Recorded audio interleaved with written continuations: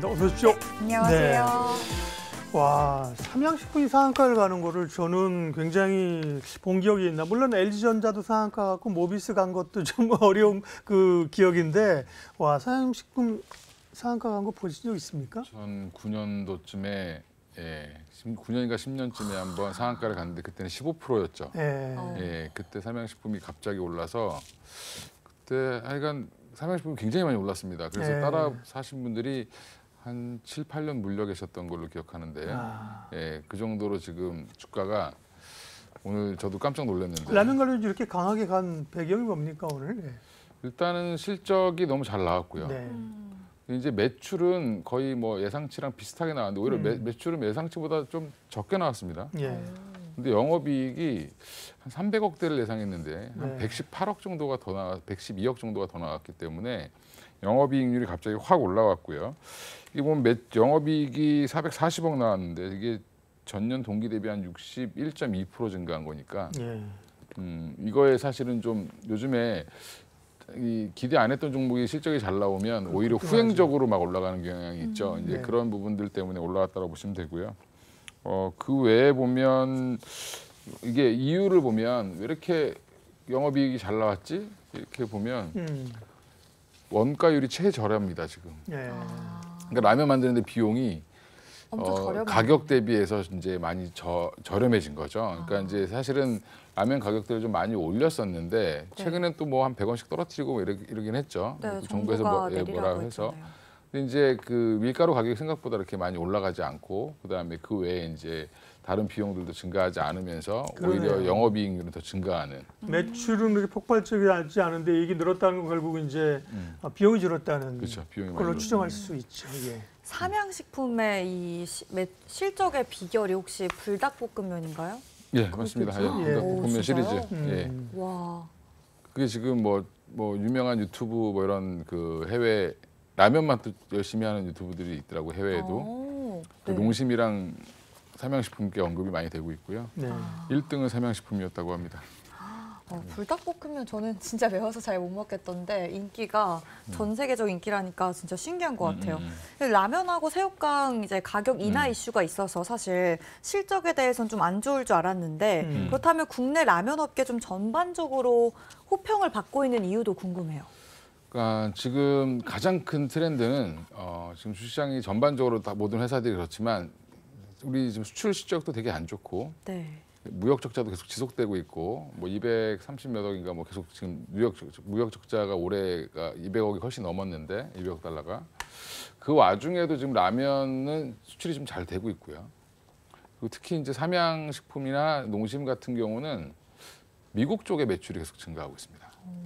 특히 이제 그게 왜 그런가 봤더니 그게 코로나 때 그 전에도 약간 좀 기생충부터 시작해서 뭐 여러 가지 이제 짜파구리 얘기도 나오고 뭐 BTS가 먹는 라면이 뭐냐 얘기도 있었고 뭐 여러 가지 이제 우리나라 이제 한류 스타들이 먹는 것들 뭐 그다음에 영화에서 인기를 끌었던 것들도 있었는데 그 이후 코로나가 터지고 나서 대체 식품으로 그거를 먹기 시작을 많이 했는데 저장도 쉽고 또 한동안 집 밖에 못 나가고 이랬던 상황에서 본인들이 먹는 간단한 냉동 피자 이런 거보다는 이게 훨씬 더 매력적인 거죠. 따뜻하고 끓여 먹기 편하고 그러면서 이제 라면의 맛을 좀 들였다. 또 한 번 먹으면 또 이게 끊기가 어렵죠. 저 중독되잖아요. 저도 오기 전에 라면 먹고 왔는데 라면 원고 쓰다가 라면이 갑자기 먹고 싶어가지고 그래서 갑자기 생각하면 땡기죠.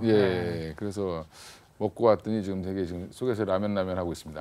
아니, 저희가 또 오늘 음식료역이라서 그에 맞춰서 라면을 드시고 온 것 같아요. 그러니까 확실히 뭐 오뚜기 이런 게 좀 들어가는 거 보면 해외 그 영향력이 큰 것 같아요, 그죠?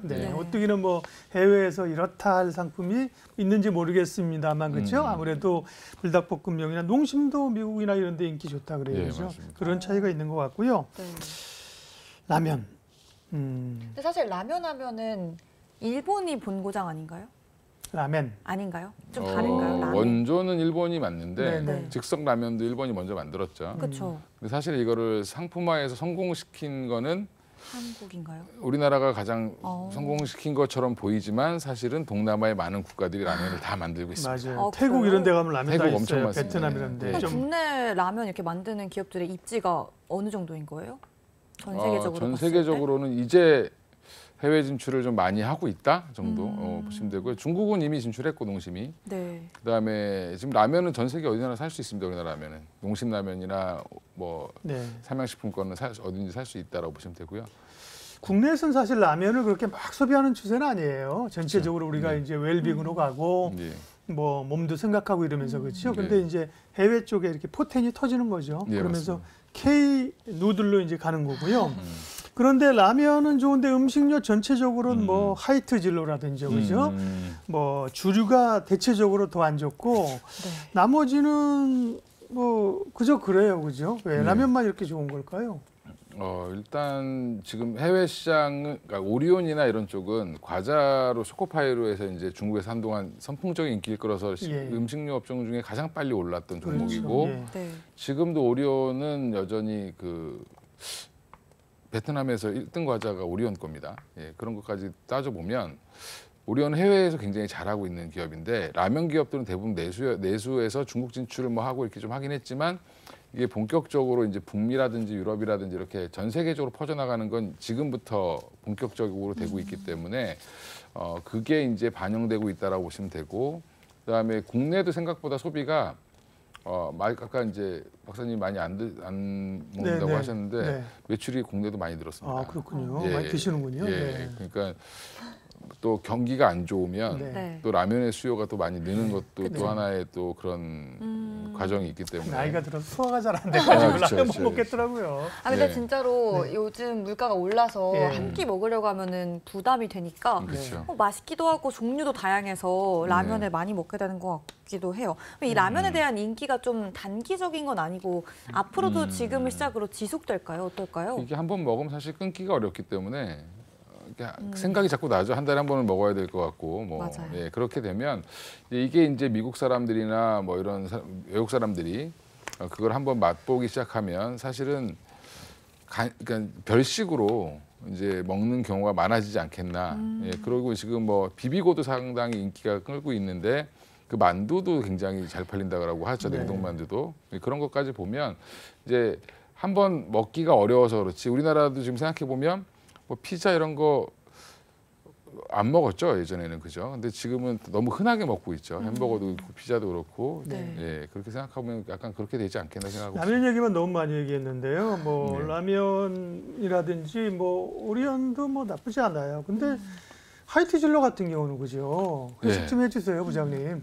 그 술은 제가 좀 덜 먹어서 안 오르는 것 같기도 하고.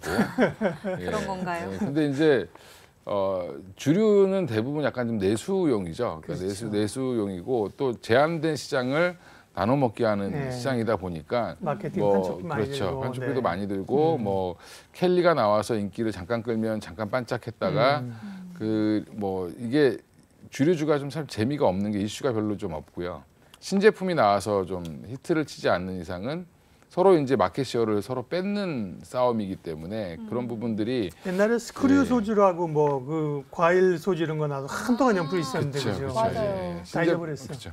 요즘은 또 그 제로 소주 같은 거 많잖아요. 네. 그 인기는 좀 주가에 영향을 주기엔 좀 미미할까요? 그러니까 이제 그것도 사실은 보면 지금 말이 많은 여러 가지 이제 첨가제가 들어가는 건데 이게 세로 소주가 이제 한동안 인기를 끌면서 롯데칠성이 좀 올라가고 했었는데 네. 사실은 근데 제가 술을 많이 먹는 사람의 입장으로서 평가해 봤을 때 별로 술 좋아하시는 분들이 안 좋아할 스타일의 술이다. 네. 그러니까 이제 너무 달고 네. 너무 이제 자극이 없기 때문에 그러면 저변을 넓혀서 많은 분들이 드셔야 되는데 사실은 그런 분들이 먹기에는 조금 도수가 부담스럽고 또 이제 너무 좋아하시는 분들이 먹기에는 좀 너무 약하고 뭐 핵심적인 건 말씀하신 것처럼 이제 해외 모멘텀이 없다는 거죠. 네, 맞습니다. K 푸드는 다 있는데 이제 K 주류는 사실 그죠. 별로 모멘텀이 없는 것 같아요. 예. 네, 그리고 또 CJ 제일제당 얘기도 해보면 좋을 것 같은데요. 오랜 시간 동안 좀 부진했잖아요. 이제 하반기 턴어라운드에 대한 기대감이 높아지고 있다고 하거든요. 좀 하반기에 어떻게 기대해볼 만한 모멘텀 어떤 게 있나요? 여전히 CJ는 지금 미국에 이제 물류 기업도 인수를 하고 그다음에 미국에 지금 공장도 짓고 해서 사실은 뭐 비비고도 굉장히 잘하고 있고요. 그래서 북미 쪽에 특히 이제 매출이 계속 증가하고 있는 건 이제 나오고 있는 상황이고요. 네. 또 하나 이제 베트남 쪽에도 지금 그 대주 관련된 사업을 하고 있는데 그것도 이제 하반기에 굉장히 좋을 걸로 좀 예상을 하고 있고 그리고 지금 여전히 CJ 제일제당 하면 라이신이라고 해서 이제 그렇죠. 예, 그게 가장 중요한데 그쪽에 이제 아직은 좀 회복이 좀 더딘 상황이어서 그쪽에 만약에 확 돌아선다라고 하면 그것도 사실은 중국과 관련이 좀 있거든요. 라이신도 그러면 중국에서 이제 소비가 좀 증대되고 하면 사실은 CJ 제일제당도 다시 한번 좀 힘을 내지 않겠나. 근데 사실은 좀 많이 무거운 주식입니다. 비비고 예. 하나만 가지고는 좀 비비기 어려운 주식이죠. 오늘 저 워딩 라임이 좋습니다. 예. CJ도 사실은 CJ 제일제당도 이제 내수주로 상당히 좋은 주식이죠. 근데 지난번에 CJ가 이게 CFD 엮이면서 이렇게 그죠? 이런 네. 무거운 주식이 네, 맞습니다. 그러면서 노이즈가 꽤 있었어요. 네. 거기서 조금 어려운 점도 있는 것 같고요. 곡물 가격이 최근에 계속 오르는데 이건 이제 음식료주에는 계속해서 좋은 환경으로 가는 건지 그 다음에 전반적으로 인플레 우려를 좀 가지고 있어서 이게 좀 양면의 나름이 예. 근데 좀 재밌는 게 예.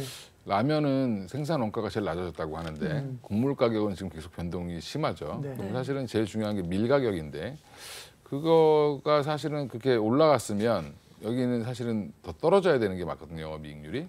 근데 생각보다 그거를 밀을 싸게 잘 사오고 있다라는 부분인 거고 그리고 지금 이 러시아 우크라이나 전쟁 발발 이후에 뭐 가뭄도 많았고 기근도 있었고 여러 가지가 있었는데도 불구하고 곡물 가격은 생각보다 그래도 좀 안정화되어 있다라는 부분이 대비를 하는 거죠. 그동안 경작 안 하던데도 더 경작을 하고 그러니까 이제 전반적으로 곡물 가격이 급등하는 일은 지금 안 나오고 있다라는 부분에서는 좀 아직은 괜찮은데 저기 이제 지금 보면 막 협정을 파기하면서 수출을 안 하는 것 같지만 사실은 뒤로 이렇게 다 한다고 합니다. 지금 현재.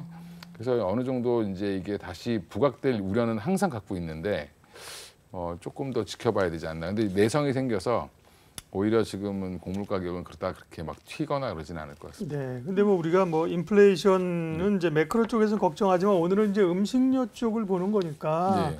음식료 같은 경우는 지금 환경에서 사실은 지금은 오히려 더 그러니까 조금 더 보수적으로 그 원재료를 구입하는 것 같고요. 그러니까 좀 싸게 쌀 때는 좀 많이 구입하고 이렇게 해서 좀 단가를 맞추려고 노력을 하는 것 같습니다. 그래서 저는 오히려 지금 보면 변동성이 크지 않아져서 다행이다. 오히려 음식료 업종에서는. 그리고 이미 가격은 다 올려놨었죠. 지금 예전에 폭등했을 때 대비해서 올려놨기 때문에 항상 가격은 올리기는 쉬워도 내릴 때는 되게 조금 내리죠. 정부가 압박해서 라면값을 좀 내리긴 했습니다만 뭐 핵심 제품이 아닌 약간 좀 보여주기식 그쵸. 좀 내렸다고 해서 그 실적에 벌써 영향 없잖아요, 그죠? 영향 없습니다. 그렇다고 정부가 야, 이 보니까 더 많이 냈네, 더 내려 이렇게 압박하기는 어려울 거고요. 다만 제가 이제 좀 전에 질문이 지금 뭐 2차 전지나 반도체나 쉬면서 약간 그 테마 성격의 이슈 성격의 종목들이 가잖아요. 예, 근데 그럴 음식료주에 그런 추가적인 좀 모멘텀이 있을까? 살짝 네. 그런 모멘텀보다는 아마 실적 이슈가 있을 것 같습니다. 그러니까 네. 생각보다 기대를 안 했던 섹터인데 네. 생각보다 실적이 잘 나왔기 때문에 이번에 올랐는데 이제 다시 실적 시즌은 끝났죠. 이제 그렇죠. 끝났는데 3분기에는 또 이제 기대치가 높아져 버렸기 때문에 2분기에 이렇게 벌었어? 그럼 3분기에 더 벌겠네라는 기대감이 생겨서 일시적으로 더 갈 수는 있을 것 같은데 생각보다 또 그럼 기대가 크면 또 결과물이 안 좋을 수도 있죠. 그러니까 예, 그러면 또 다음 3분기 실적이 나왔을 무렵에는 주가가 또 빠질 수도 있지 않겠나. 그러니까 지금은 약간 하반기에는 더 좋아질 거야라는 기대감으로 좀 달릴 수는 있다. 추가적으로. 근데 여전히 한 뭐 몇 달 한 달 지났는데 생각보다 안 나오지 않을까 이런 생각이 또 나오면 들면 또 이제 주가는 또 미리 반영해서 빠질 수도 있으니까 그런 부분은 좀 유념하실 필요가 있고요. 최근에 시장이 갈피를 못 잡기 주도주들이 약하기 때문에 약간 좀 전혀 안 보던 쪽에서 실적이 좋게 나오면 몰리는 경향이 있죠. 후행적으로 몰리는 경향이 있는데 네. 식음료, 음식료도 약간 그런 쪽으로 보시면 될 것 같습니다. 윤아 씨 네. 먹태깡 드셔보셨습니까? 먹태깡이요? 네, 저 사실 되게 유명해서 구하기 어렵다고 했는데 어떤 편의점에 우연히 갔는데 있는 거예요. 네. 근데 맛있습니다. 실제로. 그렇군요. 네. 안 먹어봤는데. 안 드셔보셨어요, 두 분 다? 저는 오리지널만 먹습니다. 아, 네, 일단 새우깡만. 드셔보셔야. 네. 근데 맛있더라고요. 진짜 네. 확실히 맥주 안주로 진짜 좋은 것 같았어요. 아, 예. 근데 또 궁금한 게 너무 단호하셔서 너무 두 분이고 너무 좋고 너무 단호하셔서 네. 다른 주식 이야기를 좀 여쭤볼게요. 실적 때문에 어쨌든 후행적으로 따라갔다고도 말해주셨는데 네. 저가 매수의 관점으로 유입됐다는 말도 있더라고요. 그쵸, 이거는 또 이 부분도 맞는 부분일까요? 그러니까 이제 결국엔 기대를 전혀 안 하고 사실은 그냥 저희 필드에 있는 사람이 네. 갑자기 삼양식품 사세요라고 사시죠 그러면 손님들이 왜요? 이렇게 많이 물어봤겠죠. 농심 사세요 그러면 많이 올랐는데도 네. 사자 그러면 농심?